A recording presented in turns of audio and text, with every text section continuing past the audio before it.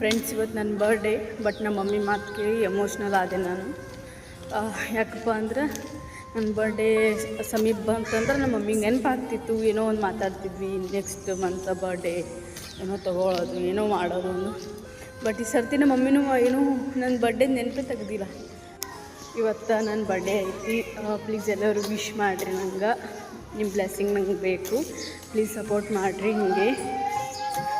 Thank you friends, ಯಾರೆಲ್ಲ support ಮಾಡೋದು. ನಂಗೆ ಅನ್ನಿಸ್ತು ನಮ್ಮ ಮಮ್ಮಿಗೆ ಬರ್ಡೇ ನೆನಪಿಲ್ಲ ಅಂಥೇಳಿ. ಹಾಂ, ನೆನಪೇ ಇದ್ದಿದ್ದಿಲ್ಲ ನಮ್ಮ ಮಮ್ಮಿಗೆ. ಬಟ್ ಇವತ್ತು ಮುಂಜಾನೆ ನೆನಪು ಏನೋ ಒಂಥರ ಅವ್ರಿಗೆ ಏನೋ ಕಳ್ಕೊಂಡೀನಿ ಅನ್ನೋ ಫೀಲ್ ಬಂತಂತ.